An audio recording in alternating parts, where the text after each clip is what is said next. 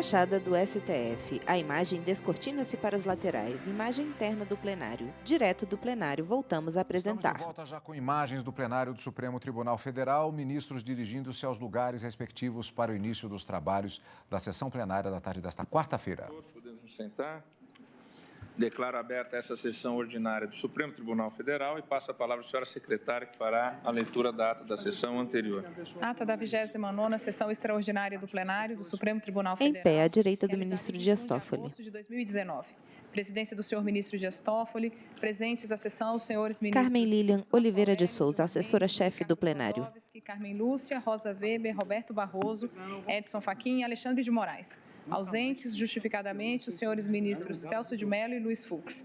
Vice-procurador-geral da República, Dr. Bigonha. Abriu-se a sessão às 9h50, sendo lida e aprovada a ata da sessão anterior. Pergunto se há alguma observação a ser feita, não havendo... Presidente Dias Toffoli. Aprovada. Informo a vossas excelências que estão presentes neste plenário graduandos das seguintes instituições de ensino: Centro Universitário Católica de Jaraguá do Sul, Estado de Santa Catarina. Centro Universitário Estado Imagem aproximada da plateia. Faculdade Pitágoras de Guarapari. Em sua maioria, jovens. E Universidade Anhanguera de São Paulo. Sejam todos muito bem-vindos. Ministros à direita. Marco Aurélio, Lewandowski, Fux, Barroso e Alexandre de Moraes. Apregou as ações diretas de inconstitucionalidade, todas de relatoria do ministro Alexandre de Moraes, hoje pela sessão extraordinária da manhã já apregoadas, 2.238, ação direta 2.241, ação direta 2.250, ação direta 2.256, ação direta de inconstitucionalidade 2.324, e, por fim, a arguição de descumprimento de preceito fundamental de número 24.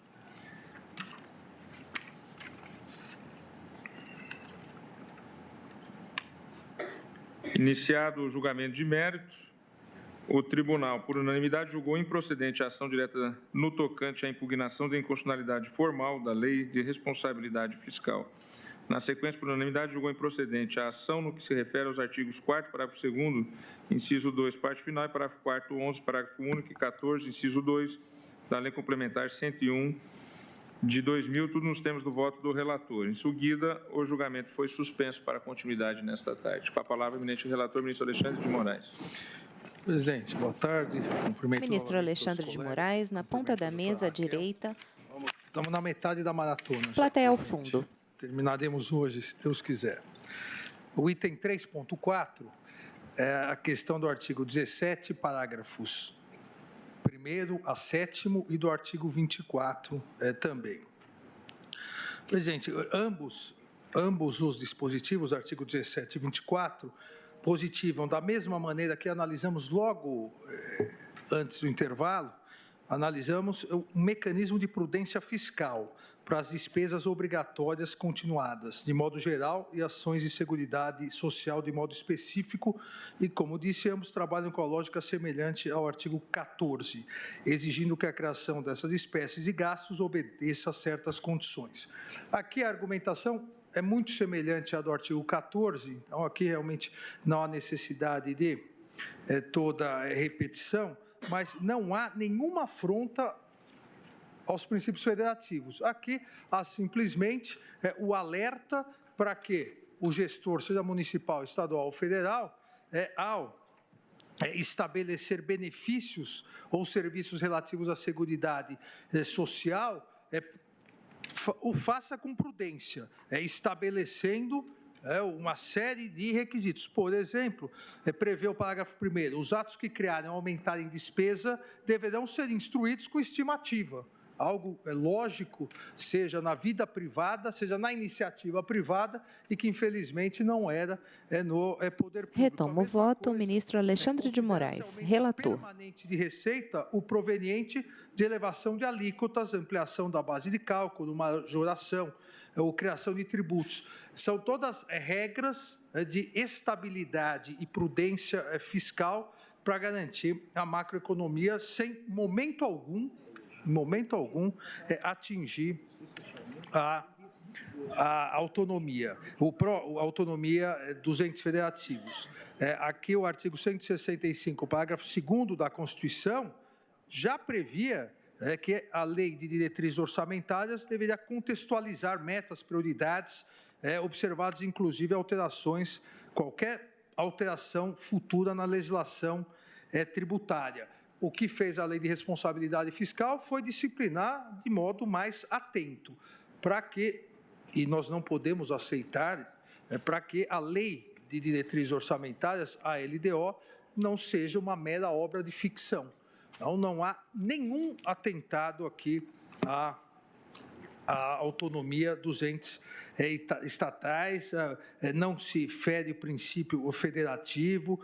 Aqui, simplesmente, o que é importante ressaltar são normas de prudência fiscal, para garantir a estabilidade econômica. Alega-se, uma das alegações é que essa norma acabaria, em virtude dos seus pré-requisitos, acabaria engessando totalmente a administração.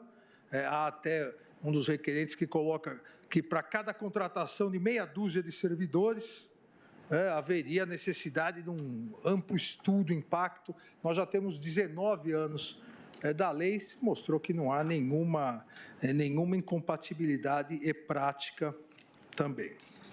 Aqui ainda, senhor presidente...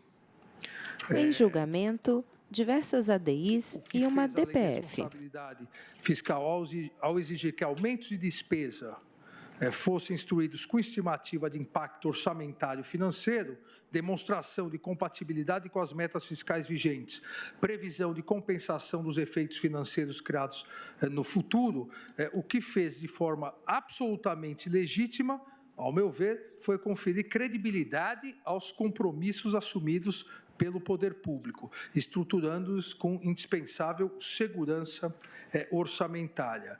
Dessa forma, e como disse, vem sendo realizado de maneira harmônica e eficaz nesses 19 anos, o que se propiciou com o artigo 17, parágrafos 1º a 7º, artigo 24, foi um controle mais completo da gestão fiscal. Voto, portanto, pela improcedência da ADI 2238 em relação aos artigos 17, parágrafos 1º a 7º e 24. Pergunto se estão todos de acordo. Ministro Dias Toffoli. Não havendo divergência, proclamo quanto a esta parte que a ação direta de inconstitucionalidade 2238, por unanimidade, foi julgada improcedente em relação à impugnação do artigo 17, parágrafos 1º a 7º.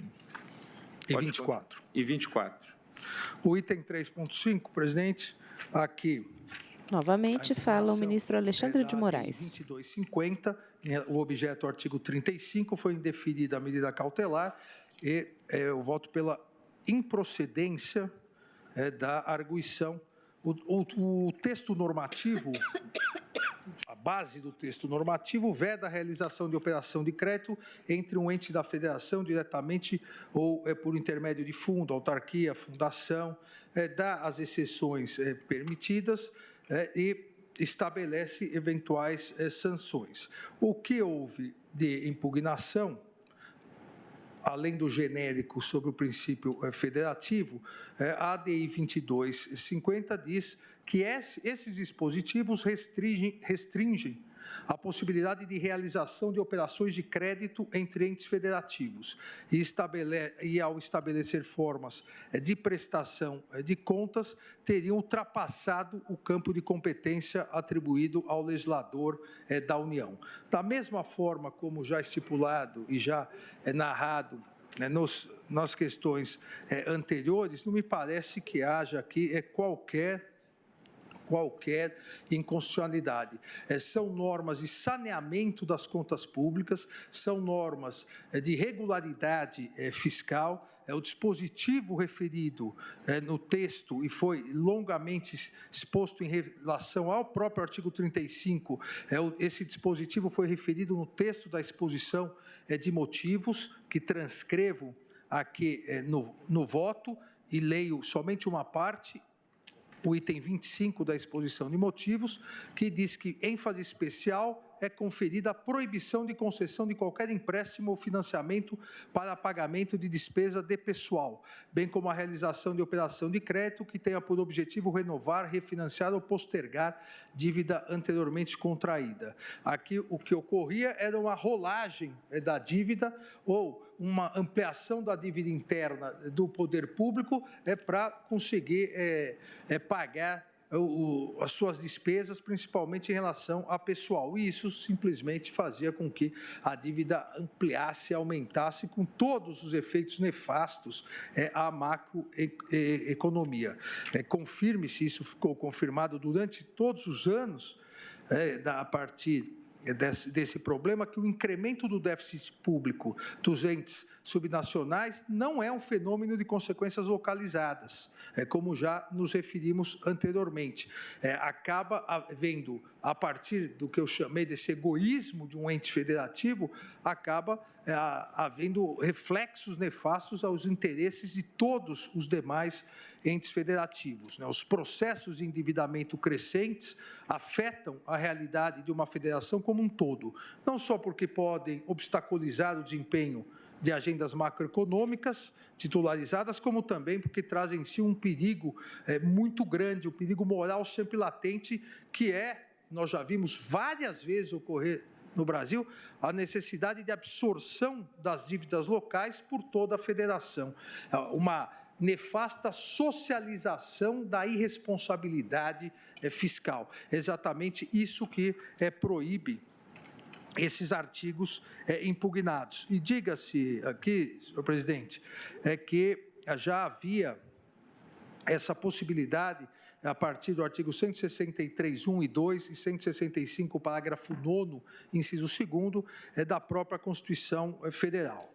Entendo, portanto, que a abrangência dessas previsões e vedações contidas no artigo 35 da Lei de Responsabilidade Fiscal, a abrangência não padece de excesso, pois foi instituída para conter um quadro de endividamento que era crônico e cujos impactos sobre a harmonia federativa eram bastante relevantes. Deve-se, aliás, observar que o endividamento é apenas uma das formas pelos quais os entes subnacionais exercem sua autonomia. O fato de não se permitir o superendividamento, em hipótese alguma, acaba afetando a autonomia local. O que o dispositivo pretende, ou pretendeu, foi estabelecer um padrão formal e instrumental de colaboração entre União, Estados e municípios, para, viabilizando troca de informações contábeis necessárias para a divulgação de um balanço geral de gastos do Estado brasileiro, impediu, como eu disse, o superendividamento. A própria lei anterior, a lei ainda em vigor, a Lei 4.320 de 64, inclusive já previa em seu artigo 111 a mesma hipótese semelhante, agora mais bem disciplinada. As consequências do inadimplemento realmente aqui levaram a situações extremamente difíceis na vida nacional. Esse padrão de enaltecimento da transparência como valor republicano foi seguido pelo artigo 35, foi seguido pelo seu artigo conexo, aqui também tratado 51, voto, portanto, pela improcedência da ADI 225 em relação aos artigos 35 e 51. Todos de acordo?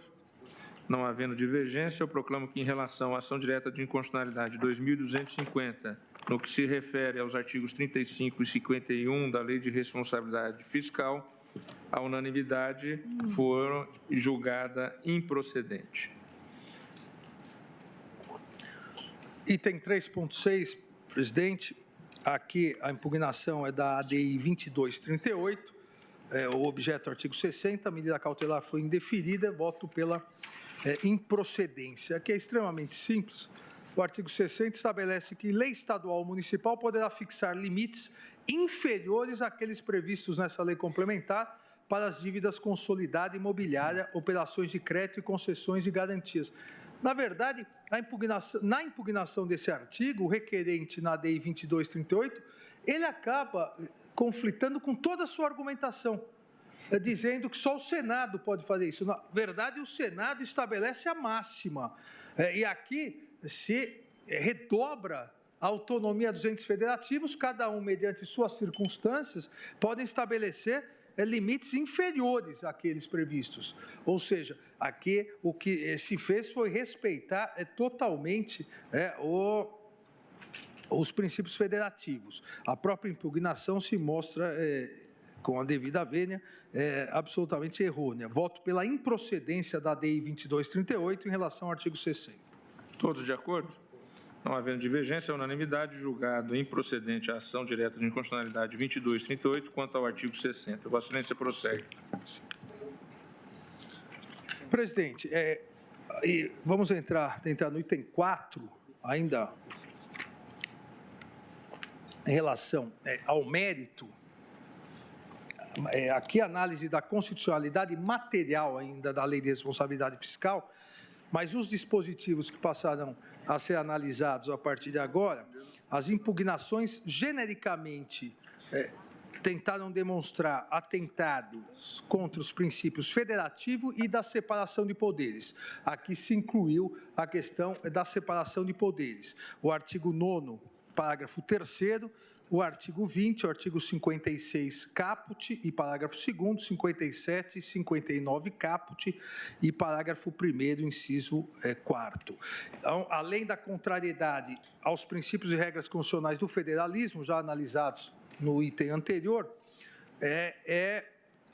apontado desrespeito à separação de poderes como principal argumento apresentado nas diversas ações, nas 8 ações em exame, em relação a esses dispositivos citados. Faço aqui, presidente, e como disse, já distribuiu o voto, faço aqui uma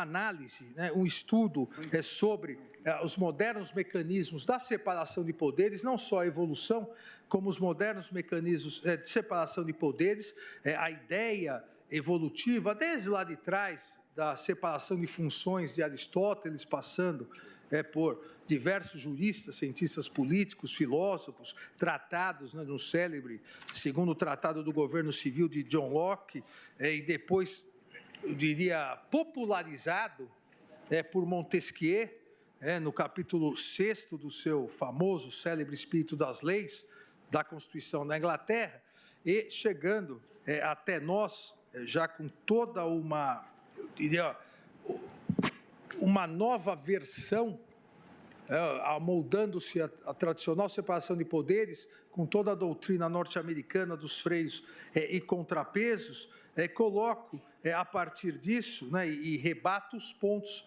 principais, ainda de forma geral, das 8 ações, que disseram que a lei não poderia, por exemplo, estabelecer hipóteses de responsabilidade fiscal, de gestão prudencial, hipóteses de transparência aos poderes judiciário, às instituições autônomas, como o Ministério Público. Rebato isso porque a lei aqui tem aquele sentido nacional. A lei aqui segue o próprio caput do artigo 37 da Constituição, que prevê que normas sobre a administração pública se aplicam a todos os poderes em todos os âmbitos da federação. Então, do ponto de vista geral, não me parece ter ocorrido nenhum desvirtuamento na separação de poderes. Até porque não existirá um Estado democrático de direito sem que haja poderes de Estado e instituições independentes e harmônicas entre si. Porém, de tal forma interligados, que há necessidade sempre de mecanismos de freios e contrapesos que a Constituição estabelece e a legislação acaba disciplinando. E começo, como eu disse, não vou cansá-los com a leitura desses argumentos, mas há toda aqui uma explicação histórica, conceitual, até chegar à moderna separação de poderes, mas começo com o artigo 9º, parágrafo 3º. E acredito, senhor presidente, que esse artigo 9º, parágrafo 3º, não será, assim, tão rápido como vem sendo no geral, porque houve deferimento da medida cautelar na ADI 2238 e eu estou votando pela inconstitucionalidade e pela procedência do parágrafo 3º. Qual é aqui o objeto da impugnação?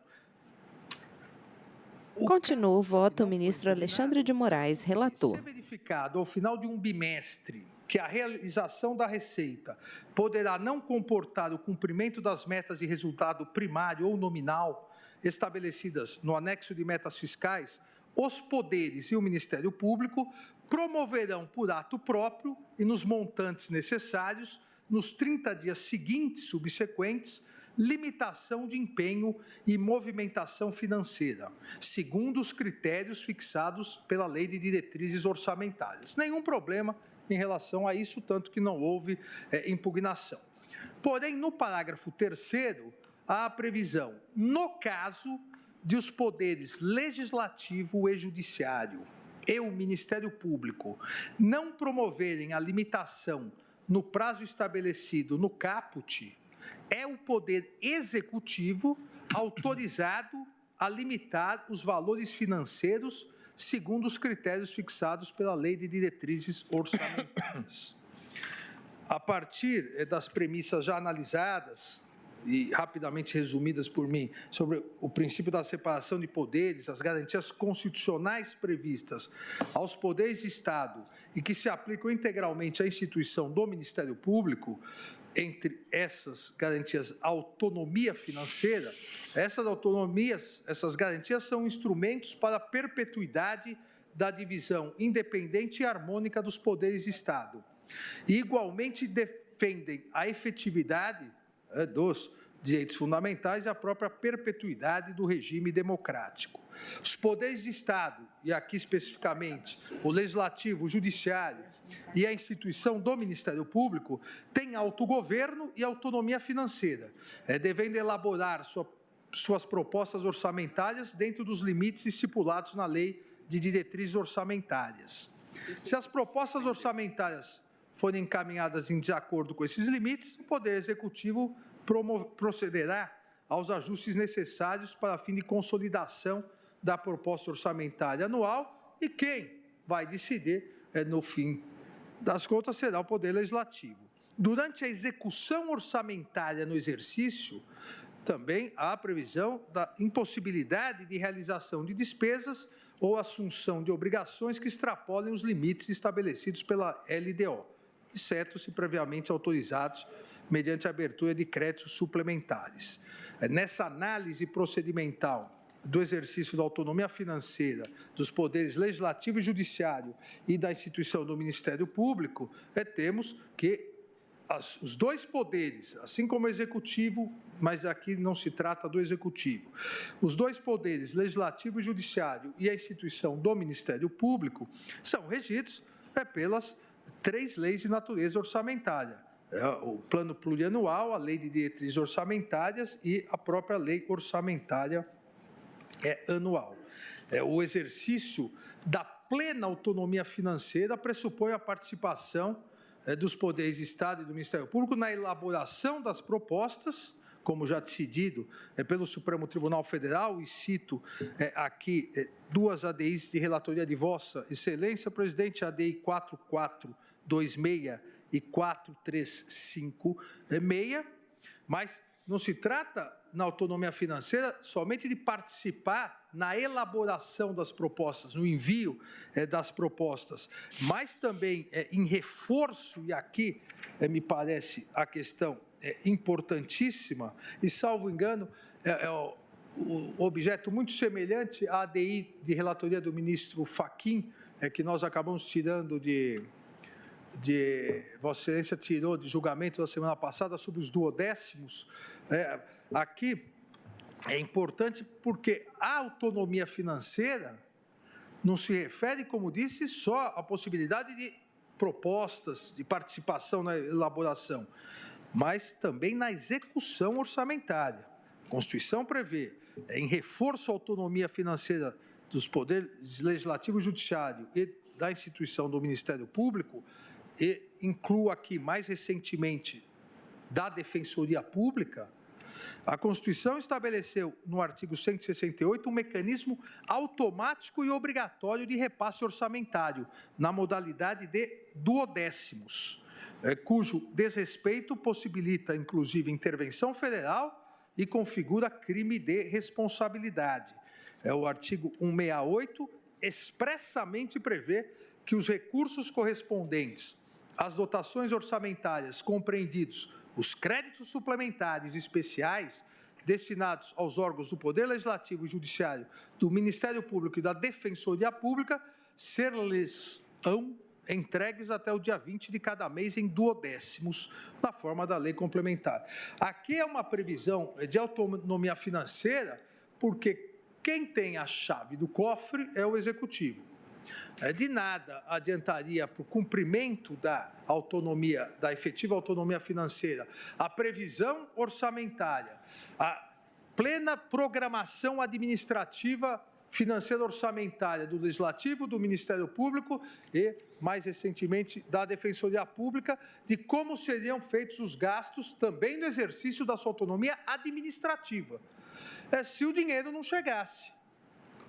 Se o Poder Legislativo pudesse segurar esse dinheiro como era possível antes da Constituição de 88. Por isso que se previu para o pleno exercício não só da autonomia financeira, mas também da administrativa, no sentido de poder gastar o que se tem no orçamento, como, dentro, óbvio, das hipóteses legais e moralmente possíveis, o gestor pode, se tem uma previsão de que 1/12, os duodécimos, serão sempre repassados para que haja uma tranquilidade de gestão nos poderes legislativo e judiciário e no Ministério Público. Plenário julga ações que questionam a lei de responsabilidade fiscal. O exercício discricionário do Poder Executivo na transferência de recursos previstos na Lei Orçamentária Anual ao Legislativo, ao Judiciário, ao Ministério Público e, como disse mais recentemente, à Defensoria Pública. Cito várias decisões desta Corte nesse sentido, entre elas a ADI 732, de relatoria do nosso decano, o ministro Celso de Mello, o mandado de segurança 23.267, de relatoria do ministro Gilmar Mendes, exatamente nesse sentido.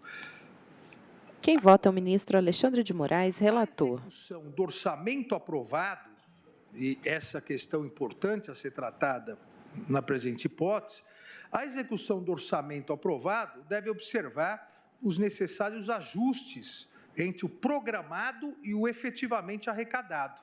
É o que se denomina no direito financeiro do princípio da flexibilidade. Julgamento conjunto de várias ADIs e uma ADPF. E as despesas. Obviamente, durante o exercício financeiro, a necessidade de se realizar ajustes. O que foi programado efetivamente pode ser suportado com o que foi arrecadado. Às vezes falta dinheiro, quase sempre, mas às vezes também o gestor, por não conseguir gerir, fazer as licitações, acaba devolvendo o dinheiro. Então, há necessidade dessa flexibilidade, como eu disse aqui, o chamado, no direito financeiro, o princípio da flexibilidade. O professor da Universidade de São Paulo, da Faculdade de Direito, também magistrado, o professor José Maurício Conte, bem coloca isso quando analisa a própria autonomia financeira do Poder Judiciário. A necessidade de se fazer essa adaptação, porque nem sempre as previsões, diz o professor Conte, as previsões podem captar todas as condições vigentes à época da execução.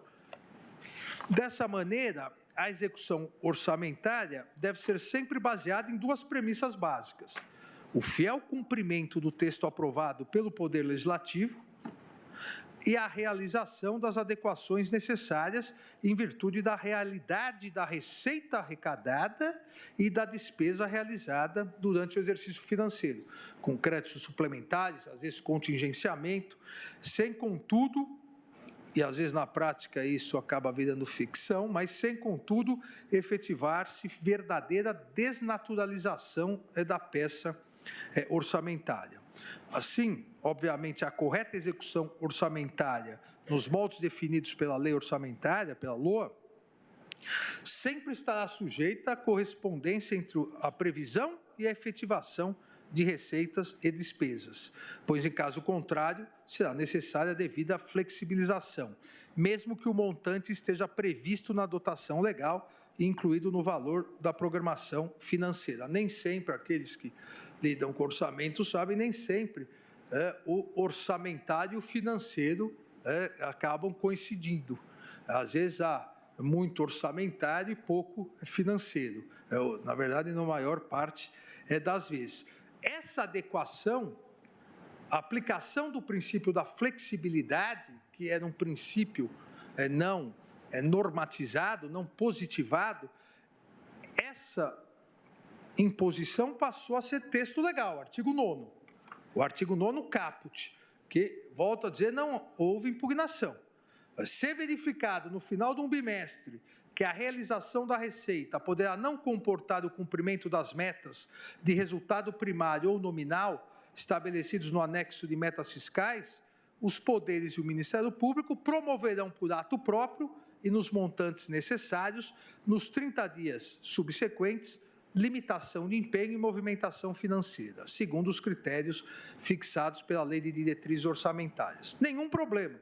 Aqui seria o que poderíamos denominar de autonomia financeira com responsabilidade fiscal. E seguindo a separação de poderes, seguindo as garantias previstas pela Constituição aos poderes e a instituição do Ministério Público, e vale na questão dos duodécimos a Defensoria Pública, o caput estabeleceu que cada gestor, sob sua responsabilidade, cada gestor que tem autonomia financeira do seu órgão, os poderes e o Ministério Público, deve agir com responsabilidade fiscal, sob pena de ser responsabilizado. E a responsabilização já é possível, já era antes da Lei de Responsabilidade Fiscal. A Constituição Federal sujeita os gestores, no âmbito dos poderes e do Ministério Público, a inúmeros controles internos e externos. Basta ver o controle do Tribunal de Contas, artigo 70 e seguintes da Constituição, bem como a responsabilização no âmbito penal, civil, própria improbidade administrativa, no caso de descumprimento doloso da Lei de Responsabilidade Fiscal. Nos próprios termos do artigo 49, inciso 9º da Constituição, compete ao Poder Legislativo o julgamento anual das contas prestadas pelo chefe do Executivo de maneira global, ou seja, analisando também as contas do Legislativo, Judiciário e do Ministério Público. Ou seja, e por isso iniciei o capítulo, esse tópico, dizendo e falando sobre a moderna separação de poderes, há todo um complexo mecanismo de freios e contrapesos para garantir não só na questão da responsabilidade fiscal, mas em outras áreas, a responsabilização dos gestores, dos presidentes dos tribunais, procuradores gerais, que desrespeitarem a lei de responsabilidade fiscal. No caso do Judiciário e do Ministério Público, mais ainda, porque nos termos da Emenda Constitucional 45 de 2004, compete, respectivamente, em relação ao Judiciário, ao CNJ, artigo 103b, parágrafo 4º, inciso 2, e do Ministério Público, o CNMP, artigo 130A, parágrafo 2º, inciso 2, o controle de suas atuações administrativas e financeiras. Então, também os tribunais estão sujeitos, além do Tribunal de Contas, estão sujeitos ao controle financeiro, administrativo e financeiro pelo CNJ. A mesma coisa em relação ao Ministério Público, o controle, além do Tribunal de Contas, do CNMP. Então, eventual descumprimento das normas de responsabilidade fiscal pelos gestores judiciários e do Ministério Público permitirá, além da responsabilidade civil, penal, por improbidade, aí responsabilidade pessoal, também a disciplinar e um mandamento dos conselhos é para que se resolva esse problema, a partir, inclusive, como eu disse, se entender necessário, do encaminhamento pelo próprio chefe do Poder Executivo de uma representação ao CNJ e o CNMP, sem prejuízo das ações judiciais cabíveis e da atuação do Tribunal de Contas. Por que saliento isso, Continua o voto. O ministro Alexandre de Moraes relatou. Freios e contrapesos, previstos no caso de irresponsabilidade. Porque a irresponsabilidade fiscal pode ocorrer no âmbito do Executivo também. E há outros mecanismos de freios e contrapesos. Mas são previstos constitucionalmente.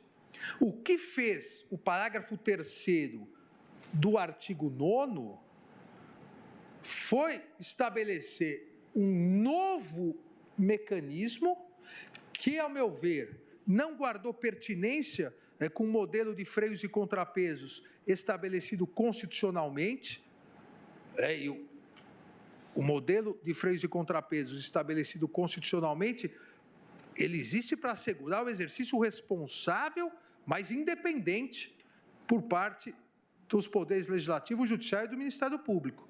O que fez o parágrafo 3º do artigo 9º foi estabelecer inconstitucional hierarquização subserviente do Legislativo, do Judiciário e do Ministério Público ao Executivo, permitindo que, unilateralmente, o Executivo limitasse os valores financeiros segundo os critérios fixados pela Lei de Diretrizes Orçamentárias, no caso daqueles poderes e instituição não promoverem a limitação no prazo estabelecido. Ora, a previsão legal vale para todos os poderes. A previsão legal, e essa, como disse, não foi impugnada, a previsão legal diz que ao final do bimestre, se houver previsão, já a previsão de que há necessidade de flexibilização, vai se gastar mais do que está se arrecadando, há necessidade nos próximos 30 dias de todos os poderes, Executivo, Judiciário, Legislativo e da instituição Ministério Público, se adequarem, cada gestor com a sua responsabilidade. Se o Executivo não se adequar, os outros poderes podem determinar? Não. Há todo um mecanismo de freios e contrapesos de responsabilização. Agora, vem o parágrafo 3º, em total afronta a autonomia dos dois outros poderes e do Ministério Público, e diz que unilateralmente o Executivo poderá realizar essas adequações se entender que não foram feitas pelos outros dois poderes e Ministério Público. Aqui a gravidade é muito maior do que parece. O cálculo é feito pelo Executivo. Primeiro, porque o cálculo é feito pelo Executivo. Não dá para Ministro Luiz Fux. Segundo, e eu aqui recebi os secretários de Fazenda para tratar desse tema, recebi os presidentes dos tribunais e os procuradores gerais de Justiça, dos Ministérios Públicos Estaduais, e tive a experiência, a possibilidade de estar nos dois lados do balcão, no Ministério Público e depois no Executivo. O Judiciário, o Legislativo e o Ministério Público não tem a mínima possibilidade de verificar se aquele cálculo está correto, porque as secretarias de Fazenda, principalmente, não abrem o cálculo. E mais, e obviamente, os artigos que declaramos constitucionais agora pretendem evitar isso, mas se o Executivo, durante o exercício financeiro, durante o ano, resolver, por esponte própria, num populismo do gestor, começar a renunciar a várias arrecadações, depois ele pode querer cortar unilateralmente dos outros poderes. Não significa, por isso que iniciei dizendo que há todo um sistema de freios e contrapesos, não significa que o Poder Judiciário, o Poder Legislativo e a instituição do Ministério Público não precisem realizar essa adequação. Se o gestor não realizar essa adequação, será responsabilizado. E, obviamente, ao ser responsabilizado, os órgãos de controle determinarão, aí sim, a correta aplicação orçamentária. O que não se pode permitir é que unilateralmente o Executivo decida e corte o repasse de duodécimos.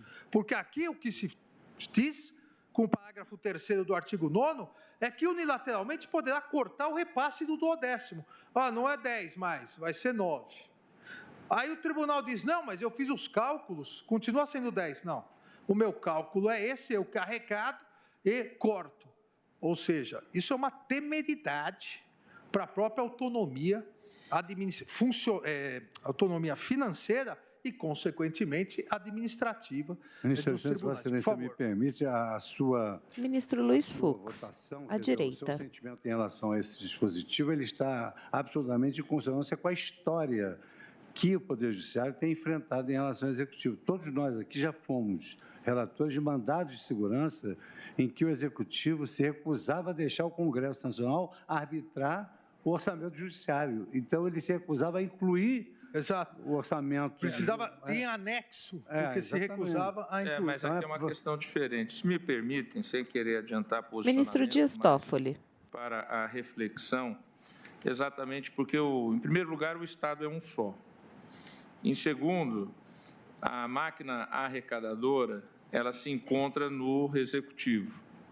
O Tesouro Nacional, no caso da União, e o Tesouro Estadual se encontram, geralmente, no caso do Executivo, no Ministério hoje da Economia, no Executivo Federal. Nos estados, nas respectivas secretarias de Fazenda e nos municípios, nas secretarias também de Fazenda. Na medida em que quem tem a administração e a gestão da arrecadação verifica que há uma frustração da arrecadação, o que se faz? Se faz um decreto que, embora seja um decreto administrativo editado pelo Poder Executivo, é um decreto que orienta todos os poderes, Ministério Público e hoje Defensoria Pública, para a devida parametrização de adequação na sua execução orçamentária, fazendo isso de maneira linear e proporcional à frustração de arrecadação. Isso é importante que seja feito, primeiro, para que o administrador da arrecadação e do Tesouro possa informar os outros poderes e os outros entes autônomos, Ministério Público e Defensoria, dessa frustração, para que os seus gestores possam saber que eles têm que fazer a devida adequação. E, nesta medida, fazer o corte linear com a proporção daquilo que cada orçamento deve ser executado. Se nós tirarmos isso da lei, nós permitiremos uma judicialização constante, como ocorreu recentemente no Rio de Janeiro, em que o Ministério Público, uma vez frustrada a arrecadação nos anos de 2016 e de 2017, ia à Justiça, Defensoria Pública ia ao Judiciário, e o próprio Tribunal de Justiça veio ao Supremo Tribunal Federal. Eu fui o relator do caso. No caso da Defensoria do Estado do Rio de Janeiro e do Ministério Público do Estado do Rio de Janeiro, os juízes determinavam o sequestro de bens em autarquias, o sequestro de bens do Tesouro para a integralização daquele orçamento previsto na LOAS, mas cuja arrecadação... Ministro Dias Toffoli. E aí, a gestão do Tesouro ficava completamente desarranjada.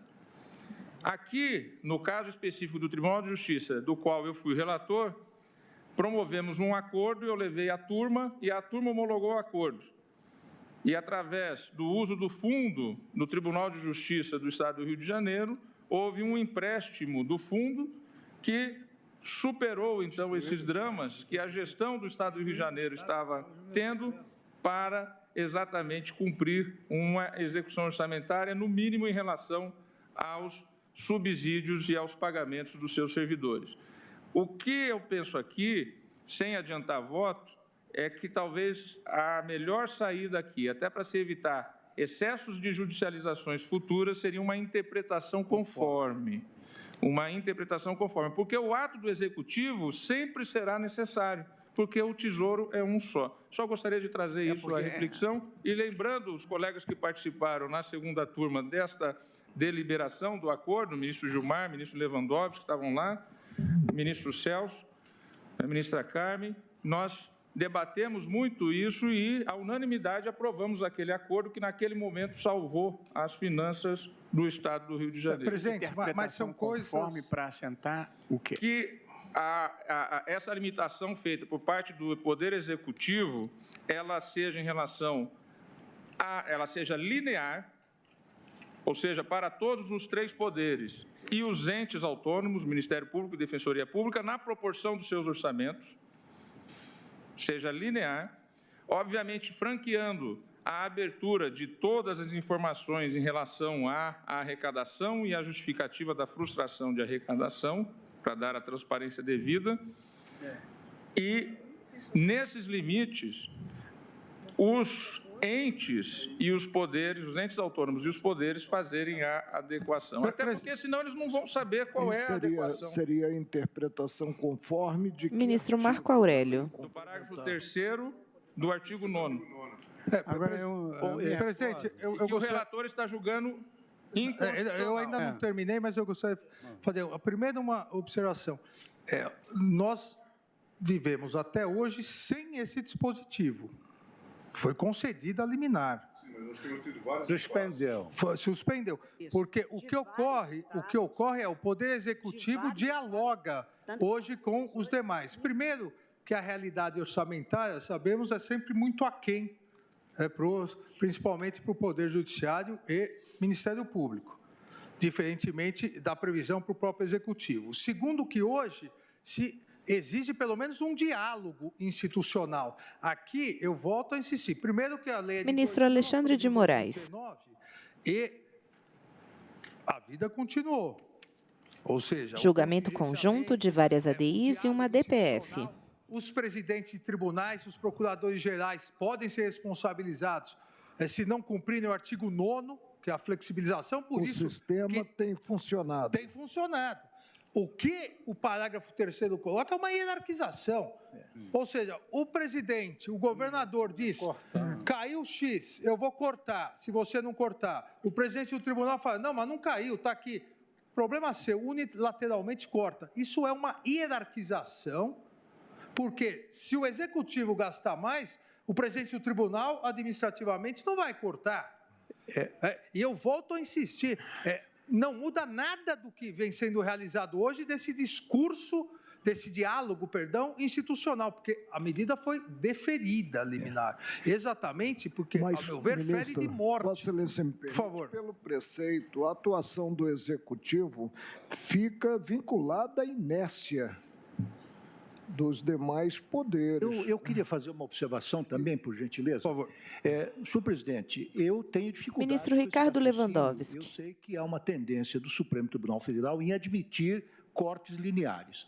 Mas eu queria colocar alguns argumentos. Primeiramente, a aprovação da peça orçamentária constitui um ato complexo. Quer dizer, é um ato que não é apenas do Executivo, mas é um ato que exige a participação do Parlamento, do Poder Legislativo. Portanto, me parece que possa haver um ato unilateral do Poder Executivo para coartar, para impedir a execução do orçamento. Quer dizer, então, o orçamento é aprovado, a execução orçamentária é anual, não é mensal, não é periódica, e, portanto, é preciso, em primeiro lugar, ter uma perspectiva do ponto de vista de um ano inteiro e não de um período ou de um determinado mês. O que tem ocorrido é o seguinte, e nós temos participado dessa discussão por intermédio de mandado de segurança, outros instrumentos processuais que têm chegado ao Supremo Tribunal Federal, dessa questão. Os poderes executivos, unilateralmente considerada episodicamente uma queda na arrecadação, cortam os duodécimos de forma unilateral. Isso, data vênia, me parece que é, num certo sentido, inadmissível sem um diálogo institucional entre os demais poderes. E depois, ainda que se admitisse isso, é preciso verificar se remanesce um crédito, tendo em conta essa perspectiva anual da execução orçamentária. Se depois tiver uma hiperarrecadação... Como é que fica? Ministro Lewandowski e ministro Alexandre de Moraes. É uma subordinação normativa dos poderes ao executivo. A judicialização vai ser o contrário. Ministro Luiz Fux. Claro, eu vou ter um crédito com relação a esse orçamento que já foi aprovado pelo Poder Legislativo. Na verdade, nós já estamos vivendo... Ministro Gilmar Mendes. Falou-se que de 2000 até 2015 não se teve esse tipo de coisa, talvez porque não tenha havido frustração de receita. A partir de 2015, nós passamos a ter isto de maneira bastante frequente. E hoje nós temos 8 ou 9 estados que declararam calamidade financeira. O que isso significa? Atraso nos pagamentos, parcelamento e, inclusive, retardo no repasse para essas entidades. Isso está ocorrendo. É que isso ocorre. Chamava silêncio, me permite? Então é importante, quer dizer, volto à célebre frase do professor Conrad Hess a propósito do estado de necessidade. Quer dizer, ou isto se regula, e é o que o texto tenta fazê-lo, no artigo 9º, parágrafo 3º, ou isso vai se fazer da maneira que se faz. Quer dizer, com decretos que o Executivo lança a mão em situação de emergência. Nós temos, e já referendamos, veja, nada mais inconstitucional do que o parcelamento de salários. Não obstante, isto tem ocorrido. E tem ocorrido por quê? Porque não há recursos em caixa. Sua Excelência, o fato. Sua Excelência, o fato. Desculpe, ministro Gilmar, mas nós não podemos partir. Uma coisa vem acontecendo com um diálogo institucional. Nós não podemos partir da premissa e deixar normatizado que os presidentes de tribunais, os procuradores gerais são inconsequentes e não vão cumprir, precisam da tutela do chefe do executivo. Não, e há outro aspecto, você me permite? A ministra Carmen gostaria de Só para encerrar, nós tivemos esse debate na segunda turma, a propósito da questão... Ministro Gilmar Mendes.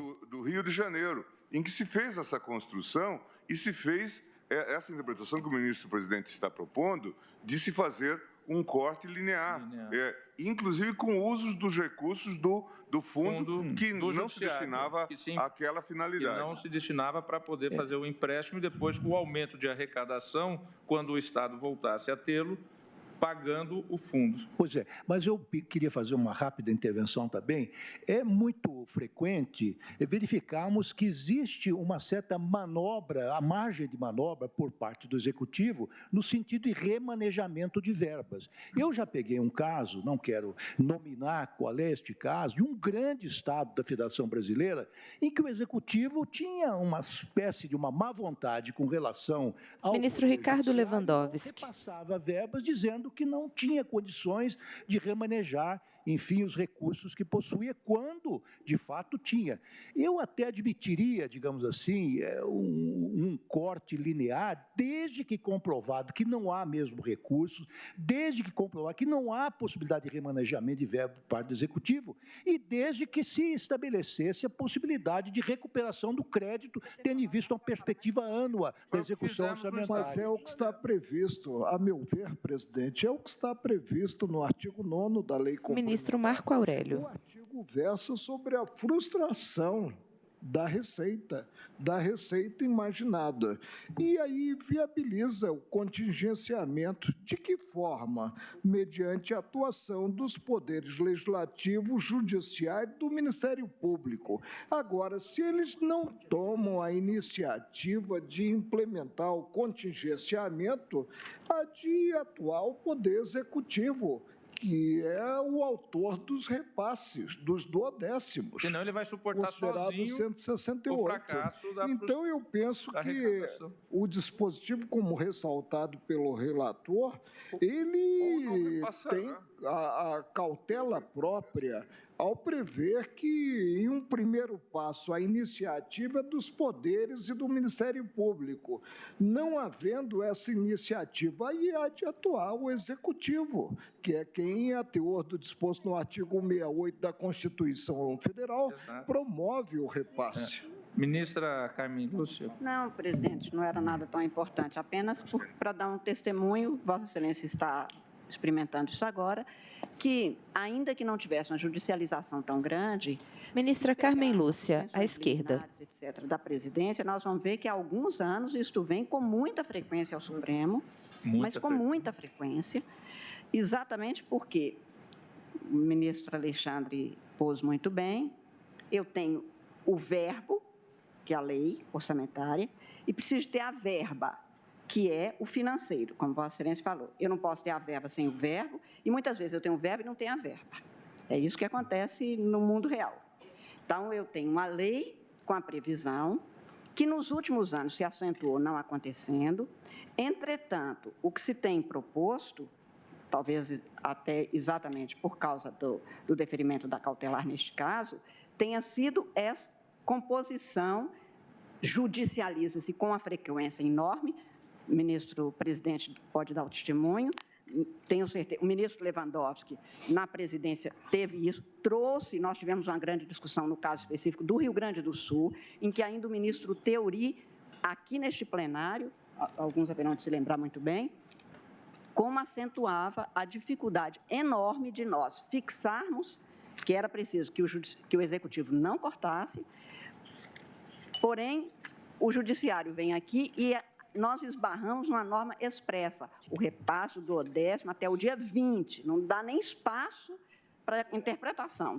E o ministro Lewandowski dialogou e debateu muito com o ministro Theory, naquele caso específico, uma longa discussão, como todo mundo participou. Mas apenas para lembrar... a realização da receita, exatamente. Como vai haver o repasse sem a realização? Exatamente essa que era a discussão. O ministro Marco Aurélio se lembrou muito bem e se lembra do que aconteceu. Então, qual é o dado que nós temos, a partir do qual temos de tomar a providência judicial agora, e que o ministro Alexandre está enfatizando? Eu tenho um princípio da separação de poderes, que é um limite material até o constituinte derivado. Mas, ministra, e eu tenho uma realidade... Aí se resolve no campo concreto, não no campo abstrato. E eu estou apenas dando exatamente, ministro, eu não estou votando, eu estou apenas lembrando... Ministra Carmen Lúcia e ministro Marco Aurélio. Apenas lembrando o dado fático. Eu tenho o princípio da separação de poderes, eu tenho uma norma que está suspensa até aqui, pela circunstância de que ou se dá interpretação conforme para tentar resolver, ou se deixa que em cada caso concreto se resolva, ou se julga improcedente e aí se busca uma outra realização. Eu apenas estou anotando isso, não estou votando, mas apenas para lembrar que a judicialização é muitíssimo frequente, que o risco de se manter é o Executivo hierarquizar e ser um superpoder sobre os outros, como tem acontecido. O ministro Lewandowski, quando trouxe um caso da relatoria de Vossa Excelência, ministro, Vossa Excelência trouxe exatamente este caso que agora está se lembrando. Reiteradamente, e tinha me vindo em suspensão de liminar, durante 8 meses o Executivo não repassava nem o mínimo necessário para tocar o Poder Judiciário. E a prestação judicial é um serviço essencial, não pode sofrer solução de continuidade. Ministro Ricardo Lewandowski. É preciso que estabeleçamos mecanismos, se for prevalecer esse dispositivo impugnado, nós temos que estabelecer certos condicionantes, porque essa decisão não pode ser unilateral. Mas a lei faz remissão expressa nos termos da LDO, ela diz claramente. Eu tenho uma sugestão, mas eu não posso Ministro Dias Toffoli. No término do voto do relator em relação ao ponto específico. Mas como esse é um tema institucional exatos 20 segundos. E de diálogo interpoderes e também envolvendo os entes autônomos, esse diálogo institucional, eu me permiti avançar no ponto quanto a esta temática. Eu vou ouvir, então, o término do voto do relator e eu faria uma sugestão que eu já adiantei, que vai ser de interpretação conforme. Ministro Alexandre de Moraes, para presidente, eu encerro em 15 segundos. Para mim, esse parágrafo 3º do artigo 9º, ele encerra a desconfiança total em relação a Judiciário, Legislativo e Ministério Público, que não cumprirão o caput e dá um superpoder ao Executivo que, mesmo erroneamente, como ocorre em várias vezes, pode cortar unilateralmente, sem o diálogo institucional. Me parece que os poderes estando no mesmo patamar, isso é uma hierarquização absolutamente inconstitucional. Voto pela procedência da ADI 2238 em relação à inconstitucionalidade, declaro, do artigo 9º, parágrafo 3º. Como voto? Pedir licença ao ministro Fachin. Ministro Dias Toffoli, com a Constituição em mãos. Para apresentar uma proposição. Antes de fazê-la, de interpretação conforme, eu gostaria, embora não fosse necessário aos eminentes colegas, mas para registro de voto, de fazer a leitura do artigo 168 da Constituição Federal. Os recursos correspondentes às dotações orçamentárias, compreendidos os créditos suplementares e especiais, destinados aos órgãos dos poderes legislativo e judiciário, do Ministério Público e da Defensoria Pública, ser-lhe-ão entregues até o dia 20 de cada mês, em duodécimos, na forma da lei complementar a que se refere o artigo 165, parágrafo 9º.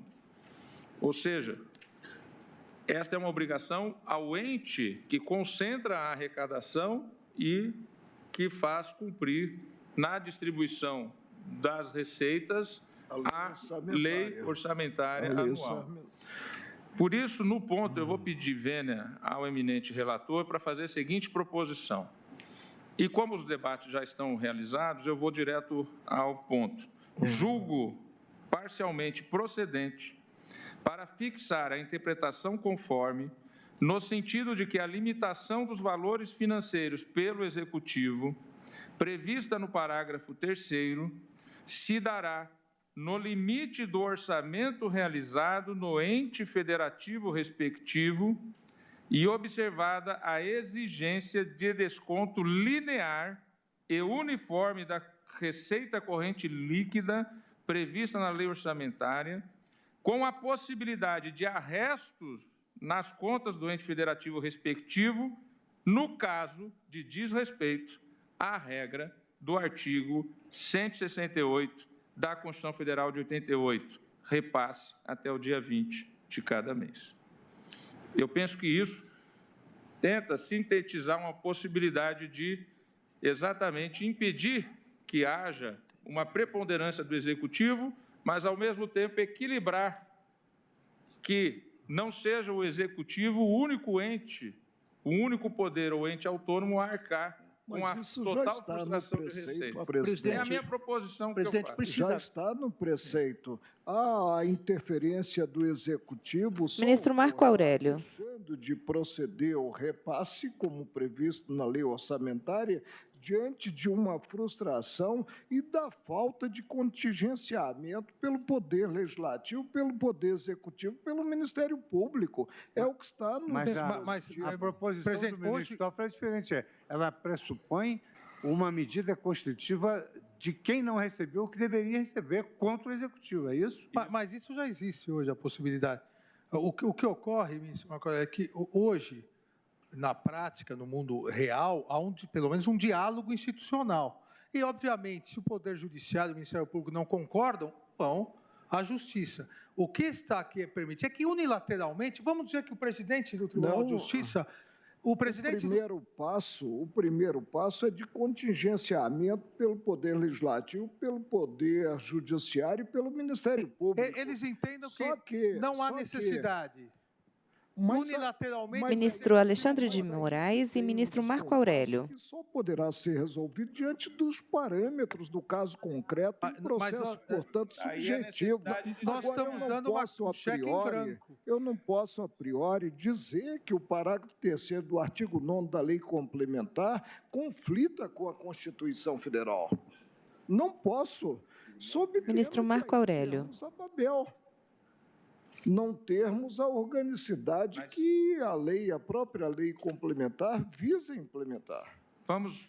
Presidente, Vossa Excelência só me permite uma... Ministro Ricardo Lewandowski. Eu acho que Vossa Excelência está apresentando uma proposta razoável que pode e deve ser discutida pelo plenário. Eu me permitiria apenas sugerir que nós acrescentássemos sem prejuízo da recuperação de créditos futuros quando a arrecadação se normalizar. Porque o que acontece é algo... Plenário julga ações que questionam a lei de responsabilidade fiscal. Está no parágrafo primeiro? Então, preciso ver, então.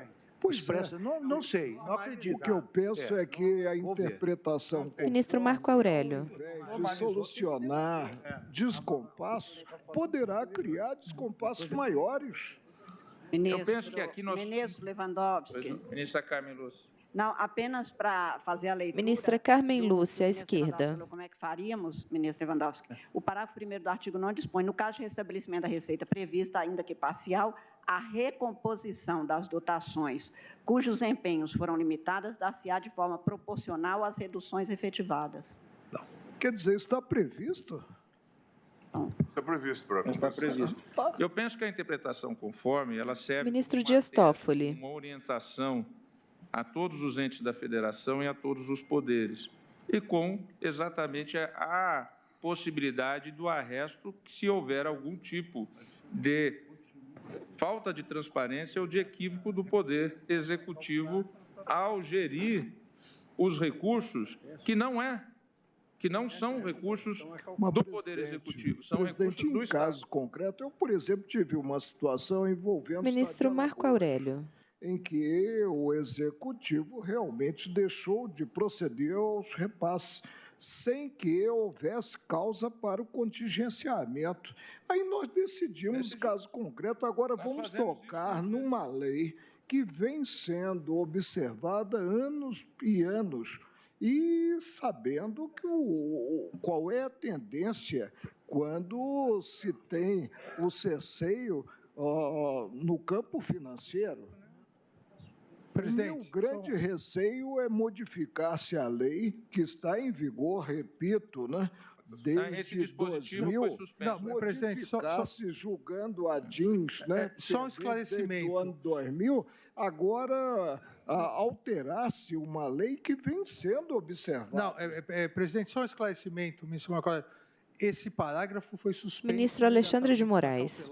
Nunca foi aplicado. O parágrafo 3º, o plenário do Supremo deferiu a liminar, então, nesses 19 anos, jamais foi aplicado. Foi na 2238? Na DIN 2238? Exato. Ministro Luiz Edson Fachin. Senhor presidente, eminentes pares, eminente ministro relator... Ministro Fachin, à esquerda, na ponta da mesa. 18 anos transcorridos até o presente evidenciam a complexidade da qual a matéria se reveste na linha do tempo. E, obviamente, a substância também concerne ao sentido e alcance dessa espécie de código de finanças que a lei orçamentária, à luz do comando normativo da Constituição, traduz. Portanto, é mais do que compreensível que tenha-se percepções distintas, especialmente depois da vigência dessa lei de máxima importância para o Brasil, como o ministro Nery da Silveira assentou, quando esse julgamento principiou, que é a lei da responsabilidade fiscal.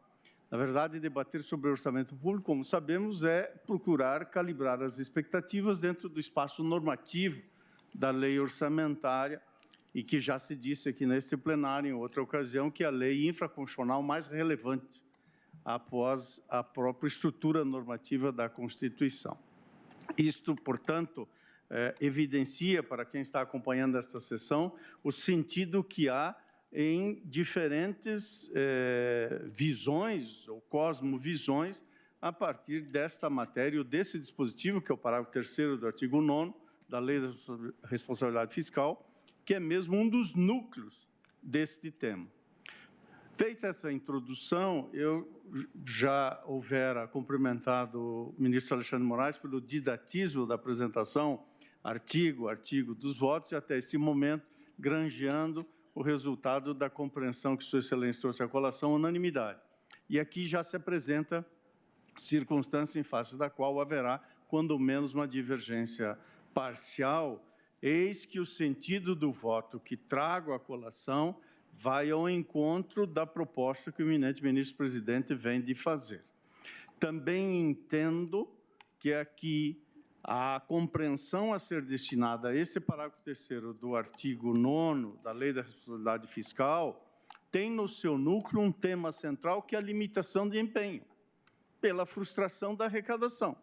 Esta dimensão está calibrada em 2 dispositivos da Constituição, já mencionados, os artigos 168 e o artigo 165, deferindo, portanto, a lei complementar precisamente a promoção desta limitação. E creio que a interpretação conforme ela se apresenta aqui como, por assim dizer, algo como in médio virtus. Plenário julga ações que questionam a lei de responsabilidade fiscal. E hipotético Quem fala é o ministro Edson Fachin, à esquerda. De uma limitação despida desse diálogo institucional que deva ser dado. Por isso, evidentemente que se fôssemos para uma deliberação em face da qual não coubesse uma interpretação conforme, tenderia a votar pela manutenção do dispositivo tal como ele se encontra. Mas esse tribunal tem adotado, e obviamente a hermenêutica constitucional tem espraiado esta possibilidade de adoção de uma interpretação conforme para delimitar qual é o sentido que o dispositivo legal terá à luz de uma leitura constitucionalizada. E creio que é isso que o eminente ministro Vossa Excelência poderia ler novamente a proposta, presidente? Pois não. A minha proposição de deliberação quanto a esse dispositivo, o parágrafo 3º do artigo 9º, julgo parcialmente procedente para fixar a interpretação conforme, no sentido de que a limitação dos valores financeiros pelo Executivo, prevista no parágrafo 3º, se dará no limite do orçamento realizado no ente federativo respectivo e observada a exigência de desconto linear entre todos os 3 poderes e os 2 entes autônomos que temos na nossa Constituição. E observada a exigência de desconto linear e uniforme da receita corrente líquida prevista na lei orçamentária, com a possibilidade de arresto nas contas do ente federativo respectivo no caso de desrespeito da regra do artigo 168 da Constituição Federal, qual seja, repasse até o dia 20 de cada mês. Ou seja, se o Executivo não fizer o repasse... Já estou a acompanhar, Vossa Excelência. Porque com isso nós deixamos claro o dispositivo. Está bem, está bem. O ministro Gilmar também acompanha. E no voto que eu estava... Pois não, ministra Carla. Não, por favor. Ouço Vossa Excelência. De qualquer forma, no voto que me referi, presidente, o ministro Nery da Silveira... Ministro Edson Fachin. ...expressa esse papel, por assim dizer, de árbitro das questões limites que tem sido exercido e deve ser exercido pelo Poder Judiciário. Mas, a partir da circunstância que Vossa Excelência coloca ao final como sendo uma exceção diante do não cumprimento da regra tal como deveria ter sido. Por isso, nesta medida, e também pedindo ao ministro Alexandre de Moraes, que entendo que o papel correcional do CNJ e do CNMP aqui, creio que não, e talvez nem tenha sido essa a direção da afirmação Vossa Excelência, não teriam o condão de comparecer nessa ambiência orçamentária da qual nós estamos a tratar. Eu acho que o tema aqui é exclusivamente de direito financeiro à luz dessas regras constitucionais, das leis complementares e, especialmente, da lei da responsabilidade fiscal. A proposta que tinha de redação da interpretação conforme, o que significa dar provimento, procedência parcial, tem palavras diversas daquelas formuladas pelo eminente ministro-presidente, mas tem o mesmo sentido. Por isso, eu estou subscrevendo a divergência aberta por Vossa Excelência. Na fundamentação do voto que eu trago à colação, a sessão já vai alongada, já são 18 anos, o voto que tenho tem cerca de 90 páginas. Eu vou, portanto, resumir nessa manifestação, entendendo que aqui a busca do equilíbrio que pode se dar por uma interpretação conforme está na direção da proposta trazida pelo eminente presidente ministro Dias Toffoli, que subscrevo.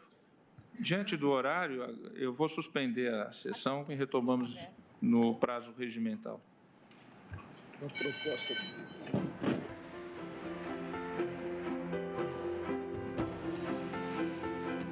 Parede de mármore claro ao fundo, bandeira do Brasil à esquerda, brasão ao centro, crucifixo à direita. O ministro Dias Toffoli conversa com o ministro Marco Aurélio. Os demais ministros levantam-se e direcionam-se para fora do plenário.